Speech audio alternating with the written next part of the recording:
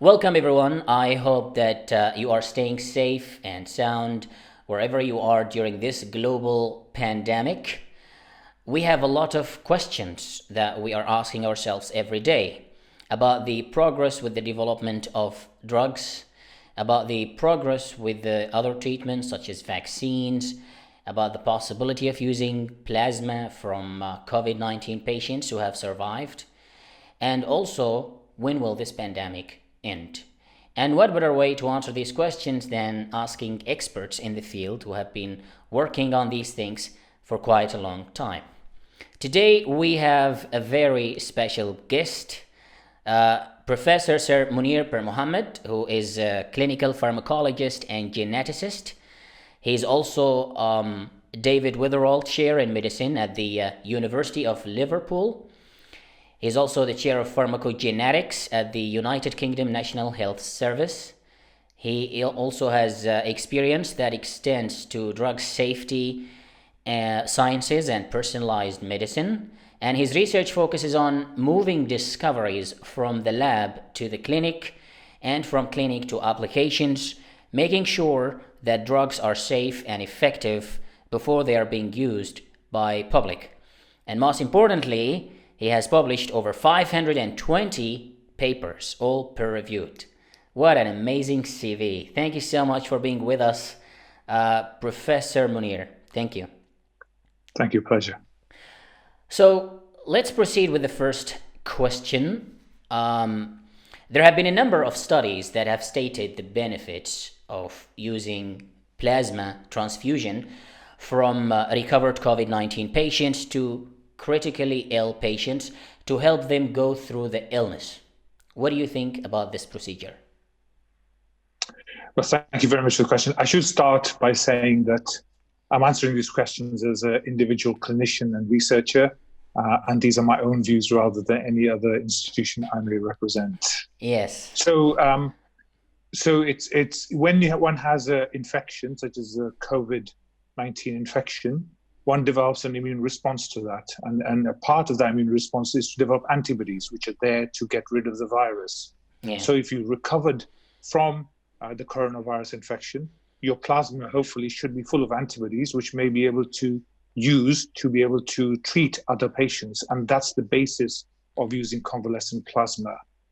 Convalescent plasma will contain antibodies, hopefully, that will bind to the virus and get rid of it, and therefore be used to treat patients with coronavirus, hence why it has been started to be used. So far, the studies which have been undertaken have been small and usually uncontrolled. They haven't been randomized controlled trials. Many of the patients who've been treated, who've been published in the literature, have had other treatments as well. So we do not know definitely whether convalescent plasma actually works or whether there was something else that was going on. So that is why it is really important to undertake randomized control trials. Yeah. There was a recent statement by the World Health Organization said that they're not sure if recovered patients develop antibodies or being immunized. What do you think about that? So they did clarify that. Actually, there's a clarification that came out after the first notice which came out from WHO. And what they do say in the clarification is that people do develop antibodies, but what we don't know is how long the antibodies will last for, because the disease is only 4 months old, and we haven't followed people for long enough to know whether the antibodies are sustained. So the critical thing for convalescent plasma is that you need plasma to be taken soon after the patient recovers, when the level are going to be the highest, to be able to help our patients. I see. Potentially. So is there a certain stage in which you have to take this blood, or right away after a patient recovers? So ideally, it's soon after a patient recovers and the patient's well enough to give blood. That's very important. Obviously, if you wait too long, the antibody level may have gone down. But we just don't know how long antibodies will last in the bloodstream, and the antibodies will vary in terms of how long they last between different patients. So it's not clear if it can last for like a few weeks or a few months. It can just be short-lived. It's likely to last more than a few weeks, probably for more than a few months, but we don't know whether it lasts for greater than 6 months or greater than a year. We just don't know that at the moment. So if the antibodies are gone, let's say you have developed antibodies against the disease and they are gone, after some time, as you just said, what happens next if the virus comes again? You will develop reinfection? So there is a possibility of reinfection. We don't know that at the moment. But it's important to remember the way the immune system responds to a virus is not only by producing antibodies, but producing cells as well, which can actually attack the virus. So your cells may still be there, your antibodies may have gone, so you may still have immunity. We just don't know at the moment with this virus. So what we need to do is to follow patients long term to determine whether you do have true long-lasting immunity. It looks like the upcoming days will show us. Absolutely, because it is a new disease. Yeah, it's still brand new. So you said in one of your recent statements that the issue with plasma transfusion is the scalability, that it can be challenging to scale it up. Is it because people are not willing to donate blood, or is it because some technical difficulties associated with the procedure? So I think people are really altruistic, and I think people will be very much willing to donate blood here because they can see the damage it's causing to the global, sort of population. What I meant by scalability is that there are several different steps, and the logistical hurdles are quite challenging. So, for example, you have to find somebody who's had the infection. You have to then make sure they're okay and are able to give the blood sample. And then you have to obviously separate the plasma from the whole blood. Then you have to make sure that so it's the a plasma... long procedure. It's a long procedure. And probably costly, right? Well, it's probably not that costly. I mean, overall, it's a process of actually getting somebody's blood, making sure that it's treated in the right way, so it's not got any risk of infection, and then making sure it's got the right antibodies in there. It's important to remember that what we're trying to look for is neutralizing antibodies. You can develop lots of antibodies after an infection. Some are neutralizing and some are not neutralizing. And it is important to have the neutralizing antibodies. The ones that actually target the virus. That's right. Yeah. So in a recent study, researchers managed to clone antibodies from COVID-19 survivors. And they believe that this procedure might, theoretically could produce enough supply of antibodies that can be used along with, not as a substitute, but along with plasma therapy. What do you think about this approach? Cloning antibodies? So I think that's a good approach. It's where you get antibodies concentrated in something called hyperimmune globulin, and the hyperimmune globulin can then be given to patients. So, but clearly, the availability of those is limited at the moment. The companies are there trying to produce them. So in the meantime, people are using convalescent plasma to be able to treat. As the sort of more samples are collected from patients who recover from COVID, then the companies, pharmaceutical companies and other companies will be able to produce these hyperimmune globulins, which hopefully will be available later on. But they won't be available right now. What is available now is convalescent. So what's the time frame in your expectation? So I think different companies are at different stages. So some of them hopefully they'll be available in the next few months. But again, I don't know the exact time frames because I don't work for those companies. Well, let's go to your basically cup of tea here. Drugs, pharmaceuticals. And I'd like to hear your thoughts on the use of hydroxychloroquine and chloroquine, whether independently or in combination with other medications. Do you see that this is a promising approach to treat COVID-19 patients? So the first thing to say is that these drugs have been shown to have activity in the test tube against the virus.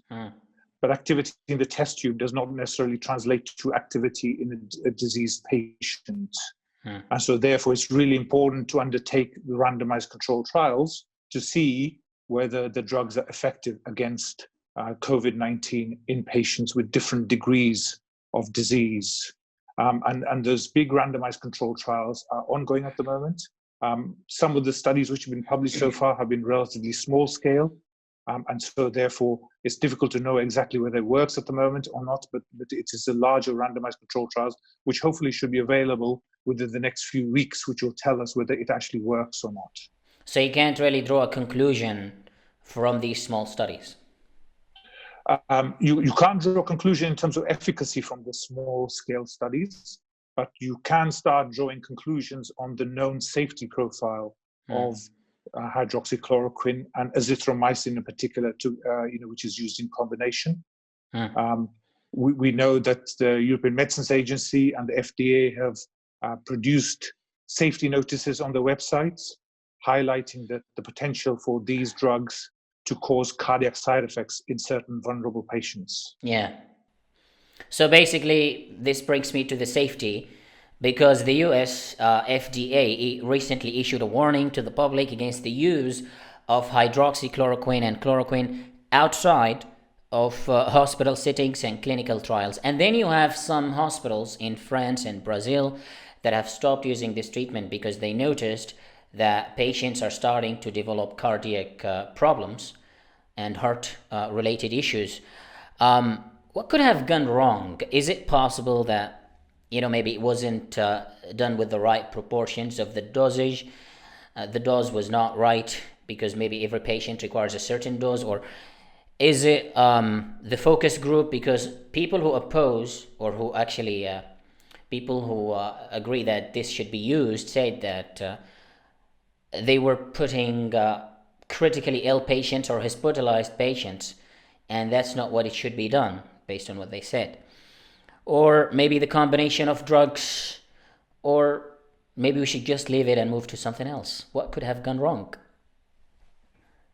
So first thing to say is we're learning about the disease all the time, and we're understanding what the disease does. So the disease affects the heart as well in quite a lot of patients, those who are severely affected. And clearly, if your heart's affected, then it may be more sensitive to the effects of drugs as well. So that's one thing to understand. The second thing is that many people are doing these studies on hydroxychloroquine, but they're using many different doses as well, the higher the dose, the more likely you are to get side effects on the heart and plus other organs as well. Hence the notice from the Brazilian study, as well as some of the other studies which are being published, highlight that the higher the dose, the more likely you are to get adverse effects on the heart. So dose is a key determinant of that, together with the disease. But also, if you start using other drugs, which also have an effect on the heart, hydroxychloroquine plus the other drug could then interact with each other to increase the risk on the heart. So there are many different factors there which can actually make things worse. The important thing also to remember is hydroxychloroquine is being trialed in many different stages of the disease. For example, there are studies which are going on whereby you can use it at low dose in people who've been exposed but not necessarily ill, to see whether it prevents the development of coronavirus disease. And it's also being used in people who are hospitalized in different stages of the disease as well, to be able to treat COVID-19. In those two different scenarios, the drug is being used at different dosages, and the benefit risk in those two different diseases, in those two different disease stages, will also be different depending on the dose that's used and the patient population. How long is it going to take us to learn the right dosage for each patient? So there are many different dosages which are being tried at the moment. As I said, many different trials which are going on. So hopefully we should have results very soon to determine, first of all, whether it is effective, secondly, whether it is safe, and thirdly, what dose is the best dose to be able to give those patients. For each one, yeah, that makes total sense. Well, we're still on the topic of hydroxychloroquine and chloroquine, and it seems that this topic has become more of a political rather than a scientific debate. Can you please share your thoughts on the dangers of politicizing medical treatment, especially from someone who has been working in the field and knows that it takes a lot of work to get a drug approved for such purposes? Yeah. So obviously we are in a pandemic, a once in a century pandemic, and everybody is desperate to find the right drugs to treat the patients to reduce the mortality associated with this terrible disease. I can understand that. But in the situation of a pandemic, it becomes really, really important to make sure the science is correct. It's always better to follow the science and really then try to identify the drugs and treatments which are going to help the patients. So I'm not a politician, so I won't Yeah. what politicians say. All I would say is that it is better to follow science and then come out with the best treatments that are available to be able to Yeah, treat patients. exactly. We need to follow the scientific method. There are a number of other drugs that are being currently explored to treat COVID-19. And there is one called Avigaine, which is the Japanese drug. It's an influenza drug, and it's currently in phase 3 clinical trial. And interestingly, I have been following this, and there wasn't a lot of data being published on phase 2, whether it was successful or not. And the company has said that they have started already mass production and they are already in phase 3. Is it a standard that you start mass production when you haven't even finished phase 3 or published data about phase 2? So I think it relates to the fact that we are in a pandemic, and it is important to have the relevant drug available. So the drug that you're talking about, Avigan, has been tested in human beings before with regard to influenza. So it's not the first time it's going into man. So if it was a completely new drug, then you would need to do the phase 1, phase 2 studies, and then go to phase 3. But here, what we have is a drug which has been trialed in other disease areas. Influenza is what it has been licensed for. It's also been tried in Ebola as well. And because it's been tried, then it is reasonable to say that it's a repurposed drug, i.e. using a drug which has been used for other diseases in COVID-19. And you can go straight to a phase 3 trial to see whether it works. It has been shown in vitro in the test tube to have effects against COVID-19. But as I said before, what is relevant in a test tube does not necessarily translate to happens in a human being. So therefore, it is worthwhile undertaking that particular study in human beings in a randomized control trial rather than in a compassionate use basis. In that situation, we should be able to then identify whether favipiravir, which is a generic name, Avigan, trade name, works in COVID-19 disease. And again, it's going to be used in different stages of disease to determine whether it is truly working and what stage of disease it's working. So it's not likely that it's going to be beneficial to all patients. Well, again, it depends on which stage of disease it's evaluated in. But one would expect that if it's evaluated in a stage of disease where before you're in ITU, it may prevent you from going from ITU. But if it's evaluated in a stage when you are in ITU, they may prevent the patient from dying at that stage. So again, different trials are going on in different stages. So we'll be able to understand where is it best to use and what stage of disease, or whether it's effective at all. And that's a big question, whether it's effective at all. Well, let's hope it's effective, because it's one of the main drugs that people are hoping that it will work. And we're waiting for the results of phase 3 clinical trial. Then there is another potential drug that people are also placing their hope on, and it's called the remdesivir. And recently, the World Health Organization accidentally, from what it seems, published early data showing that it didn't work in early trials. But then the company behind it said that the results that were published, that was premature conclusion, and they're still working on the trial. What do you think about this drug and this incident? So there have been lots of stories coming out about remdesivir. The first story was about compassionate use, which was published in the New England Journal of Medicine. The second was that some doctors who were treating patients in Chicago, and the video link from that was leaked. And now we have this particular WHO website statement, which was taken down. So I think the critical thing is that remdesivir does have a mode of action which could affect the virus. It's been shown to work in a test tube again, and it is being trialed in randomized control trials. And there are several going on around the world, some in the UK, many in the States, some in other parts of the world. And we need to have those properly controlled, properly designed studies to be able to evaluate whether it is truly working. Again, at what stage of disease is it working at? So I think it's, in a pandemic, as I said before, it is important to follow the science rather than follow the leaks. That's right. And so we just need to wait for. Well, most of the publications that go out these days are preprints, and exactly, yeah. We tend to take a lot of the preprints are not peer reviewed. And so it is important to remember that preprints which are available on preprint samples are great. They're getting the science out there quickly, but it is important to remember they haven't been peer reviewed, and and therefore it is important to look at everything in a critical manner to assess the quality of the paper, the quality of the science, and then interpret it appropriately. Yeah. Well, it's amazing how during a pandemic everything runs fast, including publications. Papers that would take months to publish are being published within a matter of days. And I think some researchers are making use of the situation to publish as many papers. Let's hope they are being ethical during this pandemic. But I should also say actually that this the fact that the science has advanced so rapidly is the disease which is 4 months old, yet there are over 2,000 papers which have been published in 4 months in this area. Amazing. So that is fantastic rate of advance. So the scientists have really stepped up to the mark to be able to really work on this disease, to identify a cure for this disease. I guess this goes on to show that when we put our mind into something, we can accomplish whatever we want. Maybe by now we would have already traveled beyond Pluto.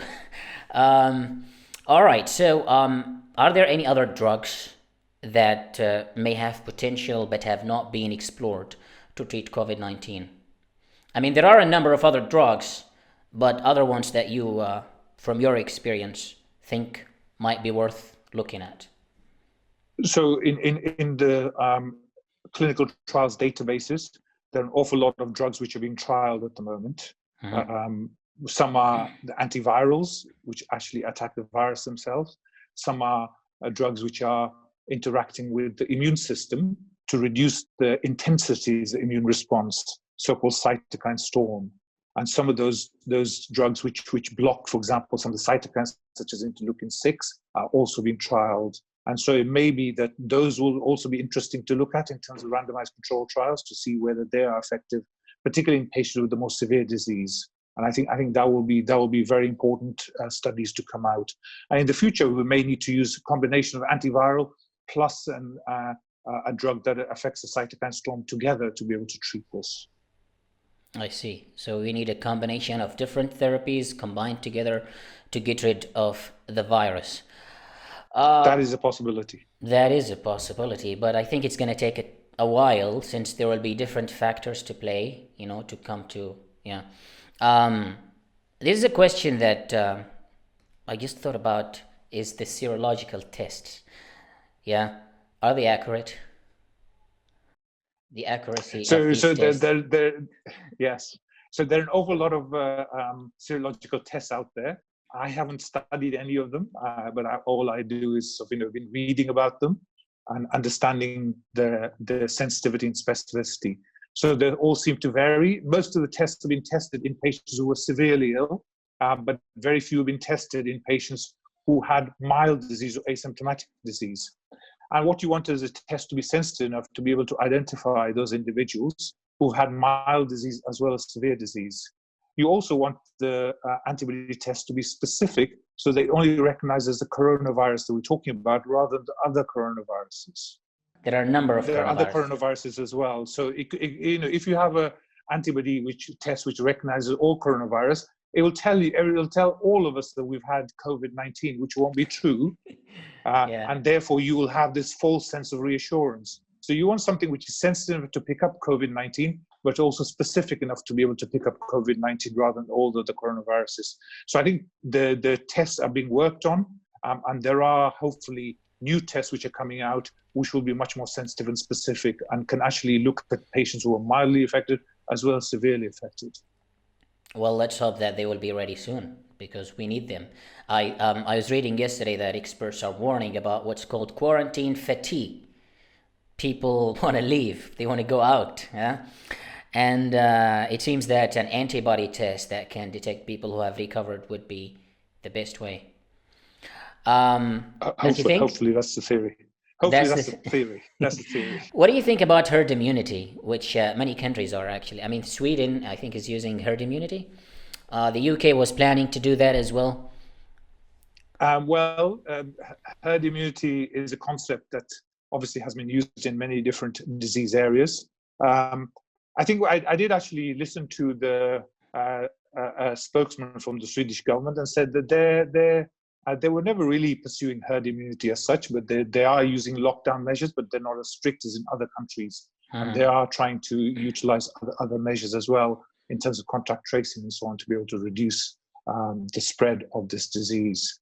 So herd immunity, you need about 60% or up to, higher than that to be able to get to herd immunity. And at the moment, from all the early serological studies which have been done, certainly that's not the figure that's being reached. You think? Interesting. Well, so some of the serological studies which have been done in the laboratory rather than home testing suggests that the number of people who've been exposed to coronavirus may be less than 10%. But aren't we like hindering herd immunity by also staying at home? Yeah. If we're exposing ourselves to infections, as some people say, it's likely that we're going to make it go faster to the percentage that we're aiming for. Wouldn't that be the case? Well, the problem is that if we were all out enjoying ourselves, interacting with each other, going on trains, going on buses, etc., then many more people will be infected and many more people will die. And the critical issue is whether any healthcare system can cope with that, and therefore the death rate would go up much higher. Yeah. So I think what we're doing at the moment, which is part of social distancing and staying at home, is there to be able to protect any healthcare system and therefore save lives as well. Yeah, that makes total sense. I don't think any healthcare system or health system in any country would cope up with a huge number of deaths and cases. No, exactly. Exactly. Well, this moves me to the next question. The curves, based on the recent numbers, appear to be flattening in some countries, especially in countries that have been badly affected by the pandemic, such as Spain, Italy, France, and then you have the US and the UK. They are following and catching up. Do you think that we're approaching the end of the pandemic, or it's just the end of the first wave?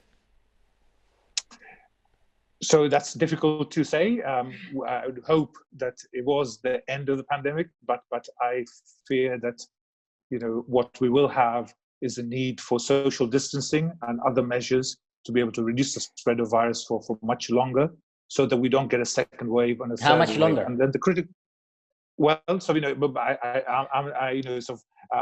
not a modeler, so I can't answer that directly. But having read what other people have said, that for example, Professor Chris Whitty, who's a chief medical officer in the UK, suggested that we may need some form of social distancing for the rest of this year.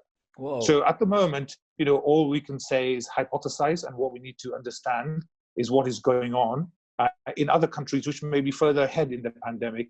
So, for example, South Korea, has done a great job in terms of limiting the number of deaths, limiting the number of cases, and then is opening up some of its economy. And it's important to follow countries like that to see what steps they're taking to make sure there's no second wave. I think the issue of testing the population and then identifying those who are positive, test, track, and isolate is going to be really important, and isolating those individuals who've come in contact with those individuals who have COVID-19. And so it should be done for a long term to make sure that we're safe. It should be done as long as we don't have effective treatments or effective vaccines. So once we have a vaccine, hopefully, then that kind of testing and tracing will no longer be required. Well, speaking of vaccine, there was a recent study that said the virus has mutated into at least 30 strains. Isn't that going to affect the vaccine development if these strains are more pathogenic?